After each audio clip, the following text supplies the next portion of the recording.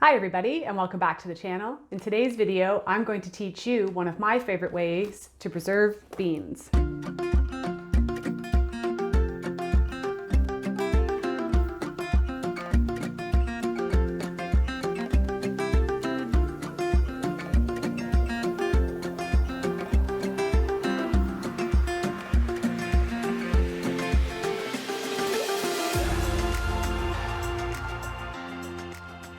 So if you're like us, you are harvesting lots and lots of beans every single day. This seems to be one crop that is doing fairly well for us this year. We started off, if you watched my earlier videos, we started off with insanely hot temperatures and no rain. And then the minute mid-June hit, it basically hasn't stopped raining since then. We've had maybe 5 days where we've seen the sun, and it went down to 10 degrees Celsius last night, which is kind of unheard of for like late July. So thankfully our beans are producing well. Not all crops are doing well with this, but when you have a lot of beans, the number one question I get from people is like, what do I do with all of them? So one of the easiest ways that we like to preserve them is to vacuum seal and freeze them. I usually do that in about 1 pound portions because there's this delicious fresh bean salad that we really like.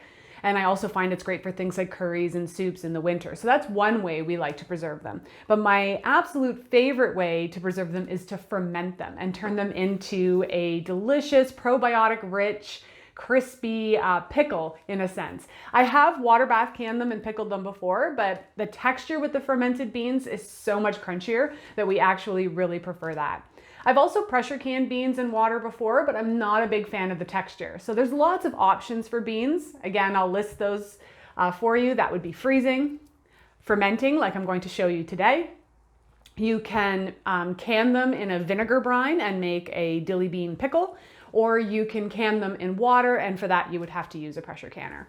But like I said, our favorite methods are freezing, and today I will teach you how to make a lacto-fermented dilly bean recipe. So for this recipe, you're going to need beans. Obviously, the fresher the better. If they've been sitting in your fridge for a few days, you notice that they start to go a bit soft. So freshly picked is the best, but not necessary. You're going to need some garlic, and this is very much to taste. If you want them very garlicky, you'll want to use 3 cloves like I am. And if you have spices, fresh spices like dill or a dill flower head, that would also be really delicious. And then optional would be things like a pickling spice or peppercorns. You're also going to need some good clean spring water, and you're going to need a non-iodized salt of some kind. I like using Himalayan sea salt. My friends in the United States have access to Redmond salt. So you just want to make sure you're using something that doesn't have iodine and that it's a real sea salt. And of course, you're going to need a jar. Optional will be your pickle pebbles and your pickle pipe, and I'll talk about those a little later on. They're not necessary for fermentation, but I really do enjoy them. So the first thing I'm going to do is make sure your jar is clean and sterilized. So what I do is I just pour some boiling water over my jar. And I'm going to start by putting the dill flower head on the bottom. See if I can get a bit of that stem off. And this year I'm going to crush the garlic cloves first. So the easiest way to do that is just to use your knife and push down hard, and then you're going to have a nice crushed garlic clove. If you don't want as strong of a garlic flavor, then you can keep them in whole. But I want them nice and dilly and garlicky. And so I'm doing 3 cloves, but again, this is very much to taste. Fermenting recipes, the main thing you need to be concerned about is having the correct salt to water ratio in your brine. Other than that, they're really forgiving in terms of what you choose to add in terms of spices. Like if you would like these really spicy, you could add red pepper flakes, you could add cayenne if you wanted. It's not like canning where you really have to stick to the recipe. And then from here, actually I'll probably add just a little bit of pickling spice. I'm gonna add about a teaspoon, again on the bottom. And then I'm going to try to find the straightest beans that I have, and I'm just going to start filling my jar. And as you can see, we've got like a tri-colored bean here, but really it does not matter. What does matter is the length. You want to leave enough head space on the top. So I'll get to filling my jar with beans, and I'll show you the next steps when I'm all finished. So as you can see, my jar is almost filled. I've left a few spaces so I could slide a little bit more dill weed The key with fermentation is to keep all of your vegetables and herbs below the brine. That's where the fermentation weights, the pickled pebbles, come in, but again, they're not necessary. Before I invested in the Mason tops, and I'm not an affiliate for them, I just love their products. So I want to make sure you guys know that. I think they're fantastic. But before I invested in them, I got creative. I would sterilize and boil rocks. I would fill Ziploc bags with rocks, any way to kind of keep those veggies below the brine. And if you don't have a fermentation top, then all you have to do is remember to burp your jars at least once a day. So I'm just tucking in some more dill. We really like our dilly beans, dilly. So as you can see, I have them all filled up in the jar here, and I'm going to try and squeeze in just a few more beans. And then the next step will be making your brine. Now, I'm probably going to make about 2 cups of brine for this. It is possible I'll have to make just a little bit more.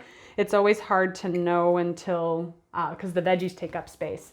So the rule of thumb for the fermentation brine is a teaspoon of salt of your choice for every cup of water. So because I have 2 cups of water here, I'm going to be adding in 2 teaspoons of pink Himalayan sea salt. As you can see, I really cram the veggies in here. If you want, you can chop these as well if you want them in more bite-sized pieces. Or if you want to do a 500 milliliter mason jar, again, you can just chop your beans. That's totally fine. I think I can squeeze 1 more in there. Oh, 2 more. Whenever we run out of these, it's always sad.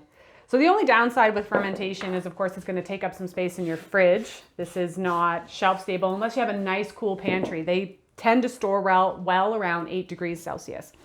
So next I'm going to make my brine. So like I said, I'm just going to use 2 teaspoons of Himalayan sea salt. And I like to round the teaspoons. And then you're just going to whisk until all of your salt is dissolved. So if you are going to use a fermentation weight, I like to put it in now. There's been so many times where I've filled it up with all the brine and then I splash my fermentation weight in and it just makes a big mess. So like I said, I really like the Mason tops, and their new fermentation weights have these nifty little handles. So I'm just going to place that in here. And what the fermentation weight does is it keeps everything below the brine. And then I'm just going to carefully pour in my salt brine. Like I said, I may need a little bit more. It looks like I might, but the ratio is 1 teaspoon, like a heaping teaspoon of salt for every 1 cup of water. Actually, I might be perfect. So then you fill it up with your brine. Look at that. So that was about 2 cups, and it's absolutely perfect. And then this would be the fermentation seal or lock. This is called a pickle pipe. Now what this does is it prevents any unwanted bacteria from getting into your ferment, but while simultaneously letting out any of the gas that's produced during the lacto fermentation process. And I get this question all the time. Lacto fermentation does not refer to lactose. There is no dairy in this. It refers to the lactobacillus culture that is being created in the fermentation process. So then for me, I'll just put this, I'll screw the mason jar lid on. And then I can just leave this on the counter probably for about 5 to 7 days, but after 5 days, I'll test it and give it a nibble and see if I like the way they are. If you don't have a fermentation top like this, like as you can see, I'll see if my husband can zoom in. It allows the gas to escape. You can see it has a bit of an opening on the top there. If you don't have one, just make sure that you're burping your jars at least once or twice a day, because the byproduct of fermentation is to create gas that you have to let out. If it's sitting for a couple of days, you could have some explosive results. So this is what's left of our dilly beans. We made a few batches last year. So they've been storing in our fridge for a year. And my husband wanted to show you guys because they are still crunchy and delicious. So once they're done fermenting, you're going to want to just place a regular old mason jar lid on them and then pop them in the fridge. Or if you happen to have cold storage, again, 8 degrees Celsius or cooler is what we're looking for, because the warm temperatures are going to keep it fermenting.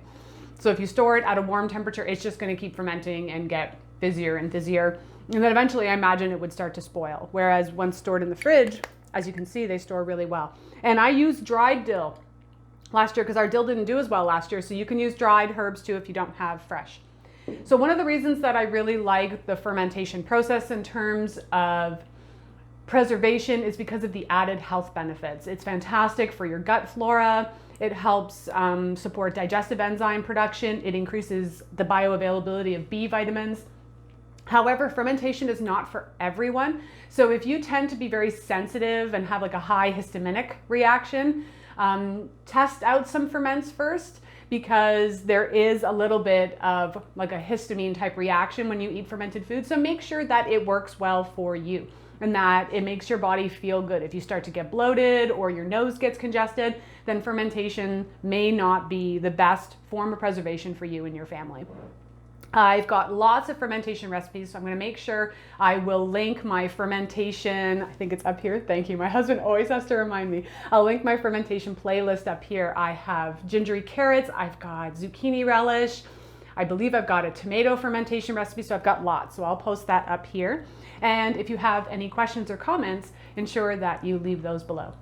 And until next time, this is Corinne from Spirea Herbs, wishing you health and wellness.